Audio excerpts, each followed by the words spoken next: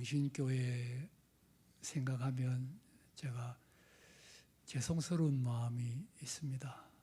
빚진 것 같고, 그래서 생각날 때마다 영신교회를 위해서 기도하고 있는데, 앞으로 오늘 예배를 드리면서 여러분을 위해서 더 기도해야 되겠다, 그런 생각이 듭니다. 그게 제가 진 사랑의 빚을 갚는 길이겠다 하는 마음입니다. 오늘 이렇게 참 오래간만에 이 자리에서 설교할 수 있게 된 것 정말 기쁘게 생각하고, 또 이런 기회를 허락하신 우리 목사님과 당회원들에게 진심으로 감사를 드립니다. 한번 기도드리겠습니다. 하나님, 이 시간 이 귀한 교회에서 부족한 종이 하나님의 말씀을 전합니다.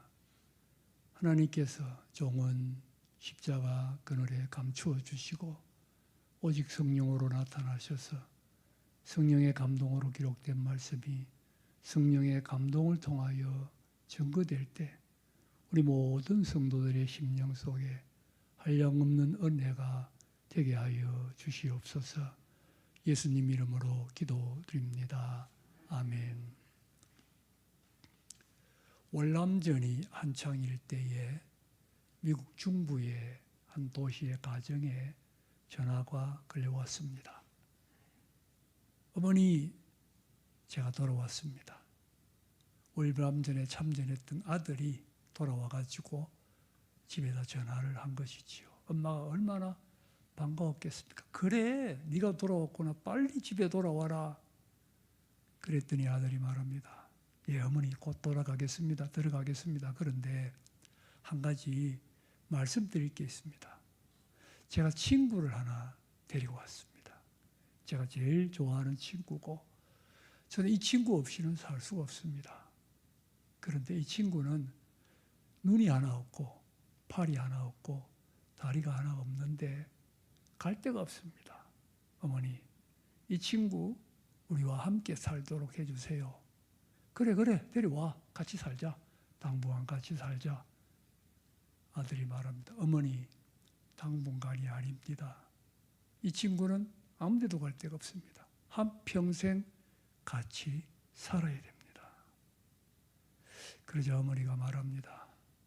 일단 살면서 생각해 보자. 그 친구는 몸이 그렇게 불편하다며 한평생 같이 사는 건 좀 생각해 봐야 되지 않겠니? 전화가 끊어졌습니다. 아들이 집에 오지 않았습니다. 다음 날이 되었는데도 오지 않았습니다. 대신에 전화가 한 통화 걸려왔습니다. 전화의 내용은 아들이 호텔에서 뛰어내려 자살을 했다는 것입니다. 부랴부랴 황급히 영안실로 달려간 아들의 아버지와 어머니는 아들의 시신 앞에서 그만 주저앉고 말았습니다. 아들은 눈이 하나 없었고 팔이 하나 없었고 다리가 하나 없었습니다. 여러분, 이 아들이 왜 집에 들어가기 전에 이렇게 전화를 드렸겠습니까? 이렇게 불구가 나를 부모님이 한평생 사랑해 줄 수 있을까? 한평생 아무 부담 없이 나를 도와줄 수 있을까? 확인을 하고 싶었던 거지요. 그 확인에서 실패했다고 생각했을 때 스스로 목숨을 끊고 말았던 것입니다. 사랑의 확인이 중요합니다. 특별히 하나님의 사랑의 확인이 중요합니다. 우리가 세상 살다 보면 여러 가지 어려운 일을 당할 때가 있습니다. 그런데 아무리 어려운 일을 당해도 그 환경 속에서 하나님이 나를 사랑하신다 하는 확인이 되면 얼마든지 이겨나갈 수가 있습니다. 그런데 어려운 일이 계속되면 하나님 정말 나를 사랑하시는가 흔들리게 됩니다. 그때부터 문제가 심각해지는 거지요. 어려움이 없어도 하나님의 사랑을 확인하는 것은 중요합니다. 하나님이 나를 사랑하신다 확인할 때 우리가 기쁘고 또 내 자신에 대해서 자존감을 가질 수 있고 내가 하나님의 사랑받는 대상이다 나아가 나를 사랑하는 하나님을 위하여 사는 복된 삶을 살게 됩니다.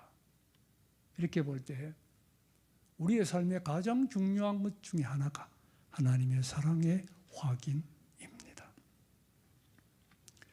오늘 우리가 읽은 성경 말씀은 하나님의 사랑을 우리에게 확인해 주는 귀한 말씀입니다. 성경을 본문을 가만히 보면 두 가지를 가지고 하나님의 사랑을 우리에게 확인하고 있습니다. 두 가지인데 하나는 하나님이 우리를 어떻게 사랑했느냐, 이게 한 가지고, 또 한 가지는 하나님이 우리를 언제 사랑했느냐. 이 두 가지 내용을 가지고 본문은 우리를 향한 하나님의 사랑을 확인하고 있습니다. 그러면 먼저 하나님이 우리를 어떻게 사랑하셨느냐, 여기에 대해서 본문은 뭐라고 말하느냐. 예수 그리스도의 십자가의 죽음으로 사랑하셨다, 그렇게 말씀합니다. 그럼 8절을 우리 한번 함께 읽어보겠습니다. 8절 시작. 우리가 아직 죄인 되었을 때에 그리스도께서 우리를 위하여 죽으심으로 하나님께서 우리에 대한 자기의 사랑을 확증하셨느니라. 여기 보니까 그리스도께서 우리를 위하여 죽으심으로, 예수님 어떻게 죽었지요? 십자가에 못 박혀 죽었지요. 그렇게 죽으심으로 하나님께서 우리에 대한 자기의 사랑을 뭐 했다고요? 확정했다. 독생자 예수님을 십자가에 죽게 하심으로 우리를 사랑해서, 우리를 위하여 내가 너를 이만큼 사랑한다 하는 것을 확정을 했다는 것입니다. 그런데 우리 본문을 가만히 보면 우리 본문은 이 말을 3번 반복하고 있습니다. 6절도 보면 우리가 아직 연약할 때에 그리스도께서 경건하지 않은 자를 위하여 죽으셨다 그랬고, 10절 보면 또다시 우리가 원수 되었을 때에 그의 아들이 죽으셨다. 그러니 이 짧은 말씀 속에 예수님이 우리를 위하여 죽었다는 말이 3번 반복해서 나옵니다. 여러분, 성경의 반복은 뭘 의미하지요? 강조하는 겁니다. 그만큼 중요하다. 강조할 때 성경은 반복하는 겁니다. 하나님이 우리를 사랑하셔서 독생자 예수님을 십자가에 죽도록 하심으로 우리를 사랑하셨다. 이것이 우리를 향한 하나님의 사랑의 확인이라는 겁니다. 여러분 하나님이 나를 사랑한다는 것을 확인하고 싶을 때 어떻게 합니까? 하나님이 나를 사랑하시면 우리 가난한데 돈 주셔야지. 내가 병들었는데 고쳐주셔야 내가 사랑하시는 것이지.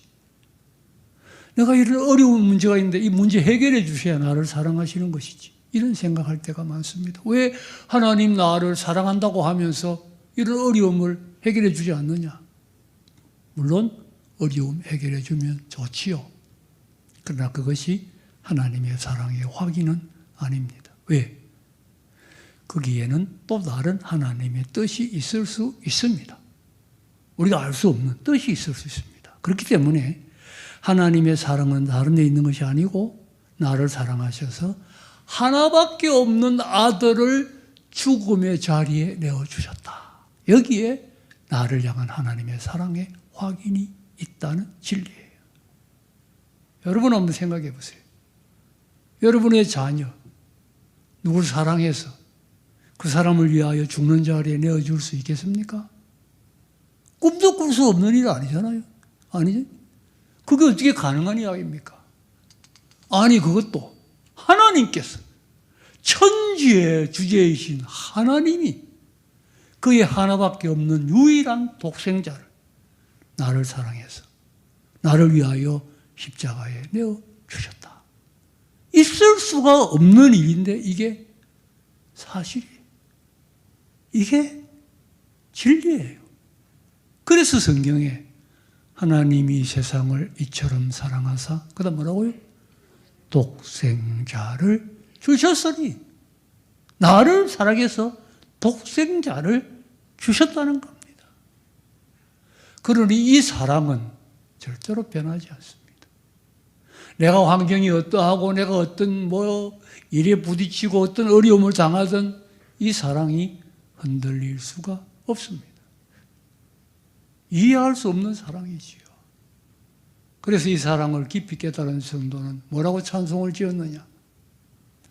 하늘을 두루마리로 삼고 하늘을 종이로 삼고 바다를 먹물로 삼아도 이 사랑은 다 기록을 할 수가 없다.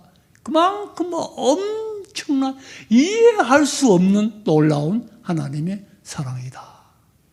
여러분, 우리에게도 이런 깨달음이 있어야 돼요. 하나님의 사랑이 이렇게 크고 이렇게 위대한 것이구나.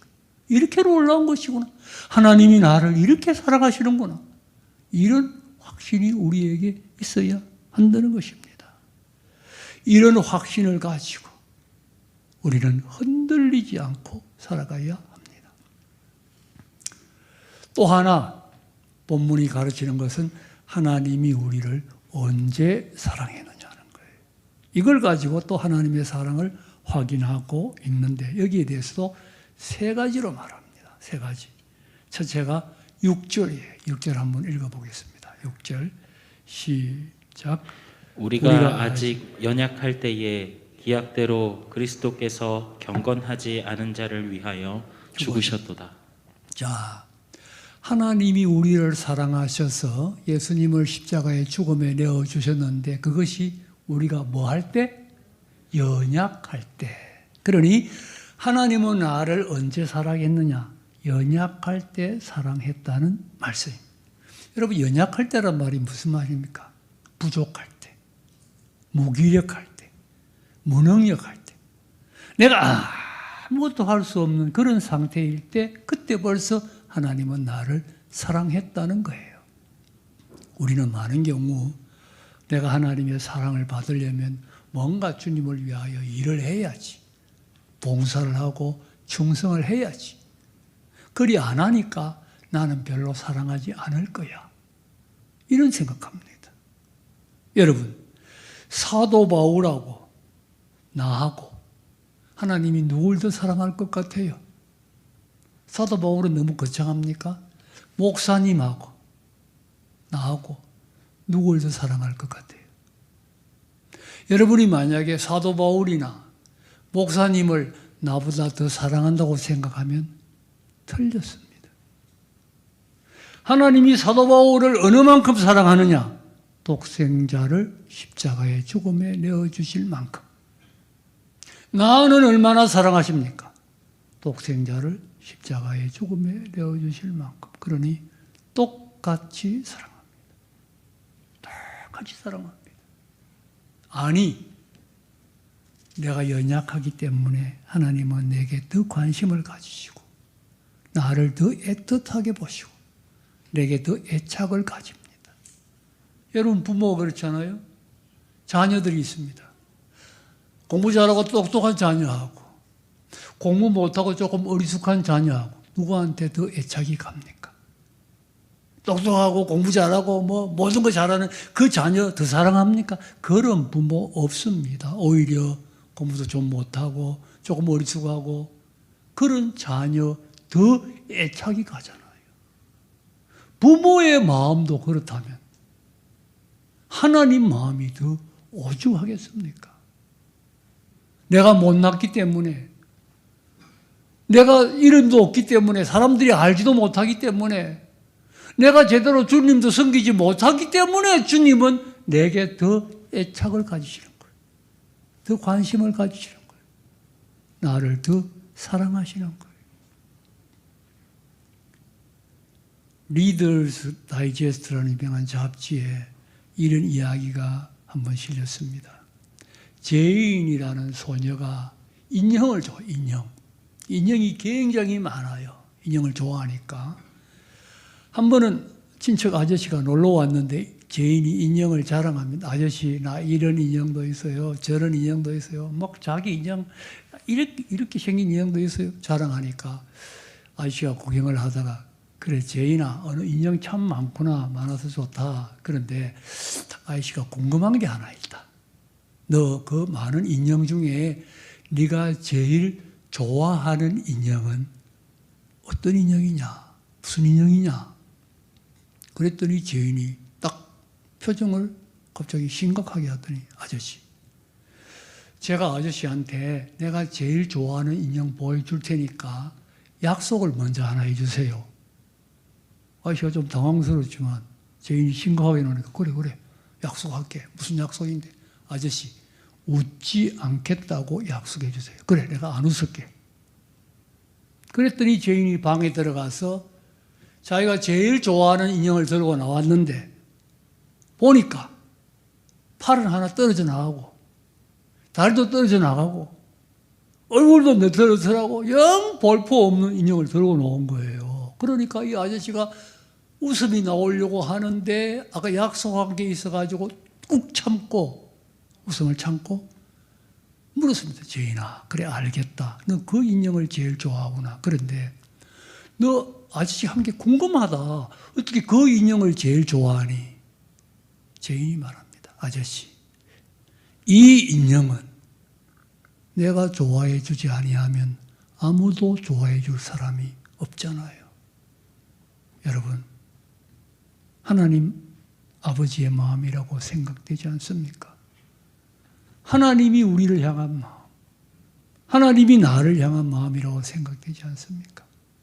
부족할수록, 연약할수록 더 사랑하는 거예요.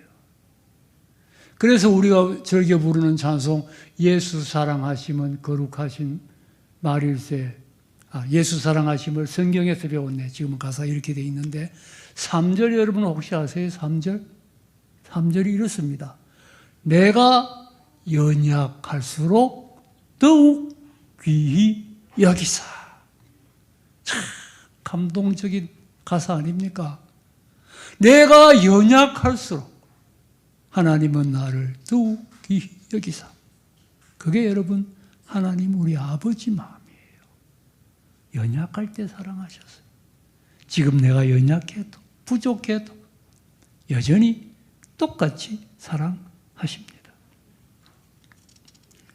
또 하나의 때가 8절에 나타납니다. 8절, 우리 8절 또 읽어보겠습니다. 8절 시작. 우리가 아직 죄인 되었을 때에 그리스도께서 우리를 위하여 죽으심으로 하나님께서 우리에게 대한 자기의 사랑을 확증하셨느니라. 자, 두 번째 때입니다. 여기는 무슨 때? 죄인 되었을 때 사랑했다는 거예요. 하나님이 나를 사랑했는데 언제? 내가 죄인일 때 사랑했다는 겁니다. 제가 볼 때 우리나라 교인들은 좀 형벌의식이 있어요. 형벌의식이 뭐냐면 내가 죄를 지어 벌 받는다, 이런 의식이 상당히 강해요. 제가 한 번은 택시를 타고 가는데 요즘은 경찰이 스티커를 잘 끊는 걸 못 봤습니다만은 요런 한 10년 전만 해도 길에서 경찰이 스티커 끊었잖아요. 그때예요. 택시를 타고 가는데 마침 타보니까 이분이 개인 택시인데 그 교회 다니는 사람이에요. 그래서 반갑게 인사하고 가는데 이분이 가다가 신호 위반을 했어요. 빨간불이면 가면 안 되잖아요. 빨간불인데 간 거예요. 근데 뭐 신호 위반해도 가면 그뿐인데 마침 경찰이 딱 기다리고 오라는 걸린 거죠. 걸린 거예요.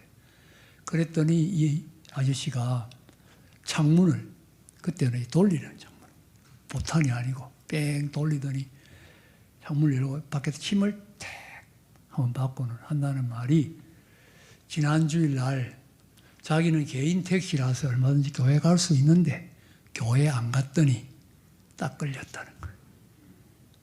주일날 교회 안 갔더니 벌 받았다는 거예요. 여러분, 그 기사 아저씨가 주일날 교회 안 가서 걸렸습니까? 신호 위반했으니까 걸렸죠. 그런데 교회 안 가서 걸렸다는 거예요. 그런데 이게 택시기사 한 사람 이야기가 아닙니다. 대부분의 우리 한국 교인들 이야기. 목회하면서 보면요, 신방 가면 병 걸리지요. 거의 대부분의 교인들이 목사님, 제가 많아요. 쟤 때문에 병 걸렸다는 겁니다. 그건 나쁜 건 아니에요. 여러분 병 걸렸을 때 죄를 회개하는 건 절대로 나쁜 거 아닙니다. 좋은 겁니다. 내가 하나님과 가까워지고 성화되니까. 저도 한 7년 지금 여러 가지 건강에 이런저런 문제를 가지고 어려움을 겪으면서 제가 참 회개를 많이 했습니다. 제가 참 못됐더라고요. 제가 많더라고요. 하나님 앞에 회개를 참 많이 했습니다. 정말 회개를 많이 했습니다. 회개하는 건 나쁜 거 아니에요. 좋은 거예요. 문제는 제가 죄를 회개했죠. 또 아프잖아요. 그럼 그 죄를 또 회개하는 거예요. 그건 잘못된 거예요. 성경에 하나님이 우리가 죄를 회개하면 어떻게 한다고요? 기억도 하지 않는다 그랬어요. 하나님은 기억도 하지 않는데 나는 밤낮 없이 회개했다가 또 생각하면 또 회개했다가 또 안 좋으면 또 회개. 이건 안 되는 거예요. 이건 잘못된 거예요. 하나님이 기억하지 않습니다. 여러분 자녀가 뭘 잘못해가지고 아버지한테 아버지 내가 잘못했어요. 정말 진심으로 잘못했다 그래서 아버지가 그래 내가 용서해 줄게 그랬는데 이 아이가 자기 몸만 안 좋고 나면 컨디션만 안 좋아가지고 아버지 내가 또 잘못했대. 그러면 아버지가 이놈 자식이 제정신인가 이런 생각이 들지 않겠어요? 회개하면 잊어버리는 거예요. 중요한 사실은 뭐냐? 우리가 내 죄가 생각날 때 이 죄 때문에 하나님의 사랑이 흔들리거나 변하는 것은 절대 아니다. 왜? 어차피 처음부터 언제 사랑했어요? 죄인일 때 사랑했어요. 처음부터 내가 뭐 어려울 때 사랑했어요? 아닙니다. 분명히 성경을 분명히 보세요. 죄인 되었을 때에 그러니 내가 죄를 지어도 죄는 짓지 말아야죠. 죄는 문제가 따라옵니다. 지으면 회개해야죠. 중요한 사실은 죄를 지어도 하나님은 여전히 나를 사랑하신다. 여기에는 변함이 없다. 여기에는 흔들리지 말자는 겁니다. 그러니까 하나님의 사랑은 흔들리지 않는다. 이걸 확실히 우리가 믿어야 됩니다. 왜? 죄인 되었을 때 사랑하셨다는 진리예요. 자, 한 가지. 그래도 또 우리가 사랑에 의심이 갈까봐. 또 사랑이 흔들릴까봐. 하나님의 사랑에 대한 확신이 흔들릴까봐. 본문은 마지막으로 한 번 더 이야기를 합니다. 10절입니다. 10절. 시작. 곧 우리가 원수 되었을 때에 그 아들의 죽으심으로 말미암아 하나님과 화목하게 되었은즉 화목하게 된 자로서는 더욱 그의 살으심으로 말미암아 구원을 받을 것이니라. 마지막에 또 하나의 때인데 뭐 할 때? 원수 되었을 때. 누구하고 누가 원수 되었다는 뜻입니까? 하나님하고 누구하고? 나하고. 하나님이 나를 언제 사랑했느냐? 하나님하고 나하고 원수였을 때 사랑한 거예요. 원수가 뭡니까? 해치고 상대방이 망하기를 바라고 상대방이 죽기를 바라는 그게 원수잖아요. 하나님과 내가 그런 관계에 있을 때 내가 하나님을 도전하고 하나님 마음을 괴롭히고 그저 하나님이 그저 망하기를 바랄 그런 마음이 있을 때 하나님이 나를 사랑했다는 겁니다. 성경에 그런 모습을 보여주는 대표적인 인물이 사도 바울 아닙니까? 바울이 원래 어떤 사람입니까? 예수 믿는 사람 잡아 죽이는 사람. 이거 하나님과 원수되는 거죠. 그것도 그냥 잡아 죽이는 게 아니에요. 다메섹은 남의 나라예요. 얼마나 예수 믿는 사람들을 미워했으면 남의 나라에까지 가서 예수 믿는 사람 잡아 죽이려고 날뛰던 사도 바울인데 하나님이 빛 가운데서 만나시고 바울을 사랑해 주셨어요. 구원해 주셨어요. 사도까지 삼아 주셨어요. 원수되었을 때 사랑하신 것이지요. 그 사랑을 바울이 깨달으니까 남은 생에 한평생 아낌없이 하나님을 위하여 다 바쳐드리는 거예요. 깨끗하게 하나님을 위하여 바쳐드리는 삶을 살았지요. 여러분, 하나님은 우리가 하나님과 원수되었을 때 사랑하셨어요. 그러니 이 사랑은 절대로 흔들리지 않습니다. 절대로 변함이 없습니다. 우리는 날마다 시간 이 사랑을 확인하면서 살아가야 돼요. 이 사랑의 확신을 가지고 살아가야 됩니다. 이 사랑의 확신을 가지고 살 때 어떤 결과가 있느냐? 제일 중요한 거, 여러 가지 결과가 있으면 제일 중요한 거 세 가지만 말씀드립니다. 간단하게. 첫째는 어떤 어려움도 이깁니다. 어떤 어려움도 이깁니다. 세상 살다 보면 참 어려운 일이 있습니다. 어려운 일이 제일 힘든 거는 뭐냐? 끝나는 줄 알았는데 또 계속되는 거예요. 아니 이거 끝나는 줄 알았는데 또 모양을 달리해서 계속되고 더 어려워지고 더 심해지면 다 지칩니다. 사람은 다 배울 수 없어요. 인간은 다 마찬가지입니다. 제가 아는 어떤 목사님도요, 정말 신앙심 좋은 목사님인데 아들이 둘인데 하나가 교통사고로 죽었는데 또 하나가 암에 걸렸어요. 하나님 앞에 기도가 나오는데 뭐라고 기도하냐? 하나님, 나한테 왜 이러십니까? 그렇게 기도가 나오더니 사람 배울 수 없습니다. 그런데 우리가 이럴 때, 이런 어려움을 당할 때, 자, 봅시다. 우리가 어려움을 당하는 것은 내 잘못일 수도 있고, 다른 사람 잘못일 수도 있고, 사탄에 의해서 어려움을 당할 수도 있지만, 분명한 것은 하나님의 허락은 있어야 됩니다. 참새 한 마리 하나님 허락 없이 떨어지지 않습니다. 그렇다면 내가 당하는 이 어려움도 하나님의 허락 안에 있습니다. 하나님은 내게 왜 이런 어려움을 허락했겠습니까? 나 힘들게 하려고? 나 괴롭히려고? 나를 그렇게 사랑한 하나님이 그럴 리가 없습니다. 나는 모르지만 하나님의 선한 뜻이 있습니다. 선한 계획이 있다.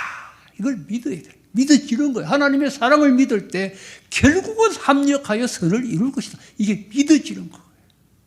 하나님이 나를 그렇게 사랑하는데, 독생자를 죽도록 내어주시도록 사랑하는데 하나님 나를 위하여 뭘 아깝겠어요? 무슨 일을 못 하시겠어요? 어려움이 있다면 하나님의 더 큰 뜻이 있다. 이걸 믿을 때 어려움을 이길 수가 있다는 거죠. 어려움을 이길 수가 있습니다. 두 번째는 우리가 하나님의 사랑을 확인할 때 긍정적인 자화상을 갖습니다. 긍정적인 자화상. 우리 세상적으로 부족한 사람들이지요. 못났고 가진 것도 없고 능력도 별로 없습니다. 볼품 없는 사람들입니다. 거기에다가 실수도 하고 죄를 범할 때도 있지요. 그러나 그럼에도 불구하고 내가 어떤 존재냐? 하나님이 나를 사랑하셔 독생자를 죽음에 내어주실 만큼 내가 소중한 존재다. 내가 얼마나 소중한 존재인지 모릅니다. 여러분 요즘 오징어 게임, 저는 그 영화 보진 않았습니다만 조금 이렇게 예고편 비슷한 거 봤는데요. 이야, 그 참 어쩌다가 세상이 이렇게 되었나 싶어요. 사람 목숨을 파리 목숨처럼 여기는 그런 영화를 좋아하는 건 또 왜 좋아합니까?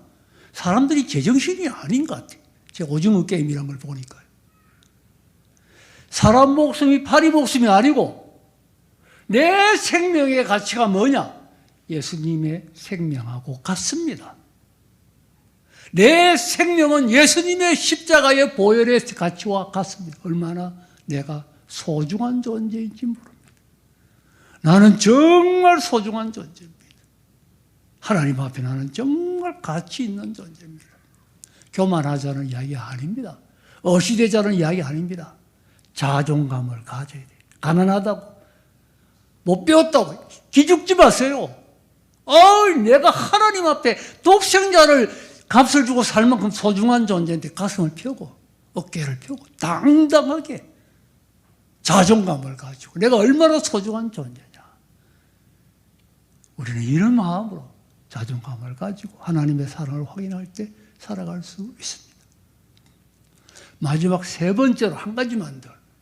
우리가 하나님의 사랑을 확인할 때 하나님을 위해 삽니다. 그렇게 하지 않겠어요? 이렇게 나를 사랑하는데 나도 이제 하나님을 위해 살아야지. 하나님 기쁘게 하는 삶을 살아야지. 그렇게 되지 않겠어요? 이렇게 나를 사랑하시니 그 사랑이 고마워. 나도 하나님 기쁘게 드려야지. 그러면 여러분, 하나님이 제일 기뻐하는 게 뭡니까? 나도 하나님 이렇게 사랑받았으니 하나님 기쁘게 드리는데 하나님이 제일 기뻐하는 게 뭡니까? 영혼 구원하는 거 아닙니까? 그렇잖아요. 하나님이 제일 기뻐하는 거 생명 구원하는 거. 여러분 태신자 작정하는 게 뭡니까? 하나님 제일 기뻐하는 거. 하나님이 나를 이렇게 사랑하시니 내가 그 사랑에 만분일이라도 보답하기 위하여 나도 하나님 기뻐하는 일을 해드려야지. 대신자 작정하는 거. 그 하나님 사랑이 내가 하나님을 위해 사는 것이고 하나님의 사랑을 표현하는 것이고, 알고 보면 그 내용이 내가 알고 이리 올라온 하나님의 사랑을 모르는 사람에게도 알게 해주는 거 아닙니까? 하나님 가장 기뻐하는 거죠.